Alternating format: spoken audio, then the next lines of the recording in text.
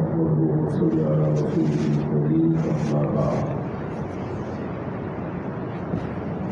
قال الله تبارك وتعالى: قل إن كنتم تحبون الله فاتبعوني يحببكم الله. وقال تعالى: من يطع الرسول فأولئك مع الذين أنعم الله عليهم من النبيين والصديقين والشهداء والصالحين وحسن أولئك رفيقا.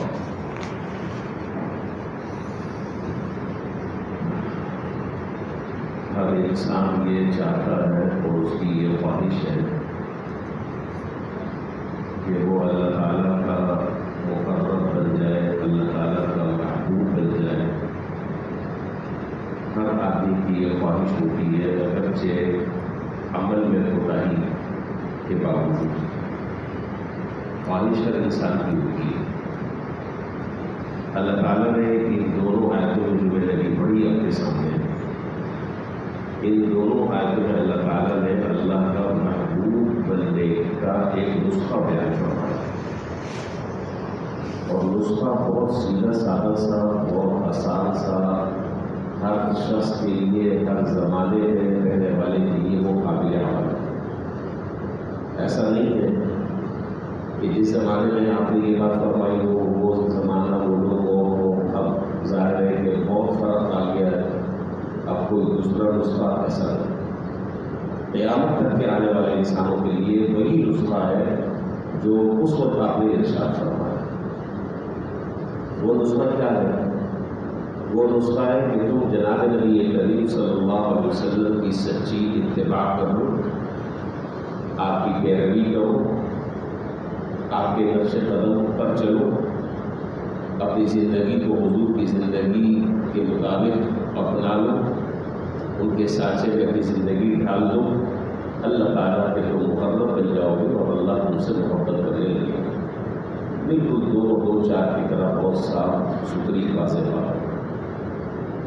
دوسری بات یہ ہے کہ حضور اکرم صلی اللہ علیہ وسلم سے محبت اور تعلق یہ ہمارے ایمان کا ایک نہایت لازمی حصہ ہے، اور ہمارے ایمان کا یہ ایک ایسا جز ہے کہ وہ الگ نہیں ہو سکتا. یہاں تک کہ جناب نبی کریم صلی اللہ علیہ وسلم سے جو ہماری محبت ہے، ہم اس پر اپنی جان، مال، اولاد، والدین، اپنے اعزہ، اقارب، کاروبار سب قربان کرنے کے لیے تیار ہیں. تیار نہیں؟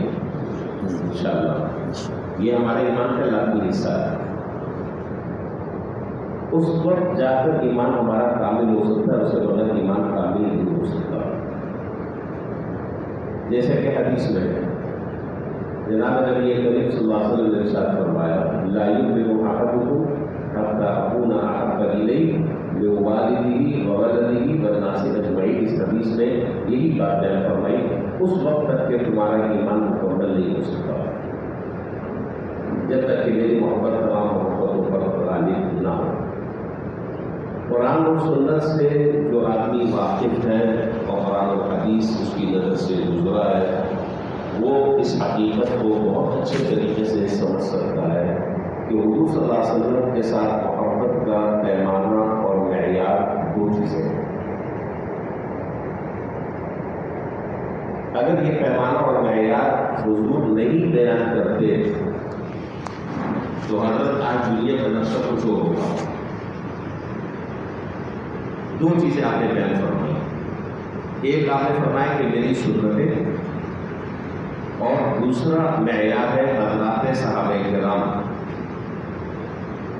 یہ معیار ہے، ان کے نقش قدم پر چلو، ان کی اتباع کر لو، براہ راست ہدایت کر لو. میری سنتوں پر تم عمل کرو. اور عجیب بات ہمارے بزرگوں نے لکھی ہے، ہم نے اپنے بڑوں سے اور اپنے اساتذہ سے سنی. فرمایا کہ سنت میں اللہ تعالیٰ نے عجیب کشش رکھی ہے کہ سنت پر عمل کرنے والا وہ ہر طرح کے جھگڑے سے محفوظ رہتا ہے. سارے مسائل پیدا وہاں ہوتے ہیں جہاں آدمی سنت کو چھوڑ کر بدعت اختیار کرتا ہے، وہاں پر جھگڑے شروع ہوتے ہیں. اللہ تعالیٰ نے سنت کے اندر ایک عجیب نور رکھا ہے، اس سنت کے اندر جوڑ ہے، چھوڑ نہیں ہے. اس سنت کو اپنانے والا اللہ تعالیٰ کا خود بخود محبوب بن جائے گا، خود اللہ تعالیٰ کا وہ پیارا بن جائے گا، خود وہ حضور صلی اللہ علیہ وسلم کا پیارا بن جائے گا. حضور کی بہت ساری سنتیں، بعض سنتیں تو ایسی ہیں انشاءاللہ اس کی تفصیل زندگی رہی تو کل انشاءاللہ میں بات بتاؤں گا آپ کو. کچھ حضور صلی اللہ علیہ وسلم کی 24 گھنٹے کی ہماری زندگی میں کچھ حضور کی سنتیں ایسی ہیں کہ جس کو اختیار کرنے میں ذرا برابر کوئی اضافی کام آپ کو نہیں کرنا ہے، صرف زاویہ نگاہ بدلنا ہے، صرف تھوڑی سی ترتیب بدلنی ہے، کام وہی کرنا ہے، کوئی اضافی کام آپ کو الگ سے نہیں کرنا ہے. دیکھیے تفصیل کل آئے گی. اور کچھ چیزیں ایسی ہیں کہ جن کو اختیار کرنے کے لیے کوئی آپ کو عمل الگ سے کرنا ہے. تو بہرحال میں یہ عرض کرتا تھا کہ سنت اور حضرات صحابہ یہ دو معیار بیان فرمائے جناب نبی کریم صلی اللہ علیہ وسلم سے محبت اور تعلق اور ایمانی عقیدت ہے. تو سنت ہر مسلمان کے لیے بہترین نمونہ اور معیار ہے، اور حضرات صحابہ یہ حضور صلی اللہ علیہ وسلم کی سنتوں سے بہت واقف تھے. اور ایسے واقعات کتابوں میں بے شمار آپ کو ملے گی کہ حضرات صحابہ حضور کی ایک ایک سنت پر عمل کرنے کے لیے اپنی جانوں کا نذرانہ دے دیتے تھے، ایک ایک سنت پر عمل کرنے کے لیے، اور اس سے ذرا سا بھی انحراف کرنا اپنے لیے حرام سمجھتے تھے، بہت بڑا گناہ سمجھتے تھے.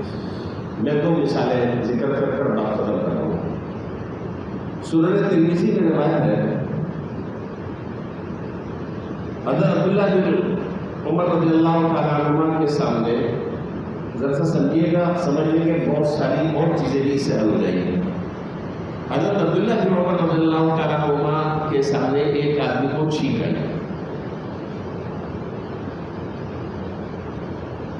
تو اس نے کہا پڑھا یرحمک اللہ، اس نے کہا الحمدللہ والسلام علی رسول اللہ.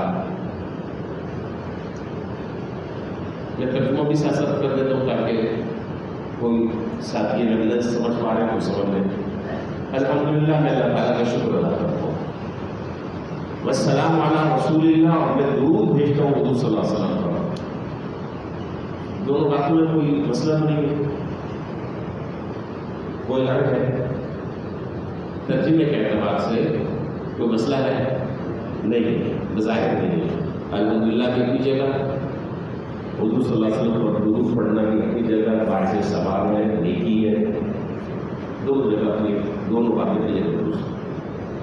حضرت عبداللہ بن عمر رضی اللہ تعالیٰ عنہ نے اس آدمی کو ٹوکا اور فرمایا کہ جناب نبی کریم صلی اللہ علیہ وسلم سے ہم نے جو چیز سیکھی وہ یہ کہ جب چھینک آئے تو صرف الحمدللہ کہو، والسلام علی رسول اللہ کہنا حضور سے ثابت نہیں ہے، اگرچہ معنی کے اعتبار سے کوئی اس میں مذاکرہ نہیں ہے، لیکن یہ درود شریف پڑھنے کا موقع نہیں ہے. اس کے علاوہ آپ درود شریف جتنی زیادہ پڑھیں، جتنا زیادہ پڑھیں، کون دنیا کا آدمی آپ کو منع کرتا ہے، لیکن حضور نے اس موقع پر صرف یہ کہا کہ الحمدللہ کو والسلام علی رسول اللہ کہنا حضور سے ثابت نہیں ہے. تو معلوم کیا ہوا کہ حضور نے جو طریقہ سنت کا سکھایا ہے اس سنت کے طریقے سے ہٹ کر اگر کوئی آدمی ایسا کام کر رہا ہے جو بظاہر دیکھنے میں بڑا خوشنما معلوم ہو رہا ہے، لیکن اللہ کی نظر میں اس کی کوئی حیثیت نہیں ہے، اس کے کوئی اجر اور ثواب نہیں ہے، اور یہی چیز آہستہ آہستہ چلتے چلتے چلتے گناہ اور بدعت بن جاتی ہے. حضرت سعید بن مسیب رحمۃ اللہ علیہ تابعی ایک گزرے، بہت بڑے اونچے درجے کے. ایک آدمی کو انہوں نے دیکھا عصر کی نماز کے بعد 2 رکعت اس نے نفل نماز کی نیت باندھی. تو نفل نماز پڑھنا 2 رکعت میں 4 رکعت جتنی کہ اللہ تعالیٰ توفیق دے، کوئی گناہ کوئی حرج ہے. اور نماز جس کے اندر سورہ فاتحہ آدمی پڑھ رہا ہے، سورت پڑھ رہا ہے، رکوع ہے، تسبیح ہے، سجدہ ہے، قاعدہ ہے، قیام ہے، جلسہ ہے، وغیرہ وغیرہ، کوئی گناہ نہیں.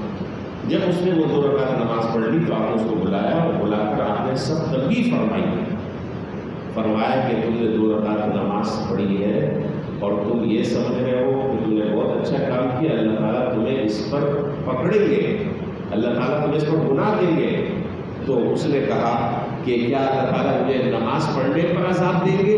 آپ نے فرمایا کہ نماز پڑھنے پر عذاب نہیں دیں گے، لیکن تم نے سنت کے خلاف جو کام کیا اس پر تمہاری پکڑ ہوگی۔ وجہ اس کی یہ کہ عصر کی نماز کے بعد جو ہے وہ نفل پڑھنا بتائیے منع، عصر کی نماز کے بعد نفل پڑھنا منع۔ اسی لیے فقہا نے لکھا کہ اگر کوئی اچھا اس عصر کی نماز کے بعد قضا نماز آدمی پڑھ سکتا ہے، لیکن شریعت نے مسئلہ یہ بیان کیا، فقہا نے یہ مسئلہ بیان کیا کہ اگر کوئی آدمی عصر کے بعد قضا نماز پڑھ رہا ہے تو اس کو لوگوں کے سامنے نہیں پڑھنی چاہیے۔ وجہ اس کی یہ کہ جب وہ نفل نماز کی نیت، جب وہ نیت باندھے گا تو کس کو بتائے گا کہ میں قضا نماز پڑھ رہا ہوں؟ اور قضا نماز کے اندر تو اظہار نہیں کرنا چاہیے، بلکہ ایک جو آپ سے گناہ ہوا ہے کہ آپ نے وقت نماز نہیں پڑھی، اب آپ اس کی قضا کر رہے ہیں، تو لوگوں کے سامنے چھپ کر پڑھنا چاہیے۔ تو آپ نے فرمایا کہ اللہ تعالیٰ نماز پڑھنے پر تو عذاب نہیں دیں گے، لیکن کیونکہ اس وقت حضور نے منع فرمایا ہے تو ان کے حکم کی خلاف ورزی کر رہے ہو، اس لیے اللہ تعالیٰ تمہیں اس کے اوپر پکڑیں گے اور تمہارا معاوضہ ہوگا اور اللہ تعالیٰ اس پر عذاب دیں گے۔ تو معلوم کیا ہوا، یہ دونوں میں نے چھوٹے چھوٹے واقعات سنائے، ان دونوں باتوں سے یہ بات معلوم ہوئی کہ کوئی عمل بظاہر دیکھنے میں ہمیں اچھا نظر آ رہا ہوتا ہے، لیکن وہ عمل کرتے وقت ہمیں جناب نبی کریم صلی اللہ علیہ وسلم کی تعلیمات کو بھی دیکھنا چاہیے کہ آپ نے اس سے مطابق کیا حکم ارشاد فرمایا ہے۔ اگر آپ کی تعلیمات کے مطابق ہے تو ثواب ہوگا، اس پر اجر بھی ملے گا، ثواب بھی ملے گا، باعث فضیلت بھی، باعث اجر بھی۔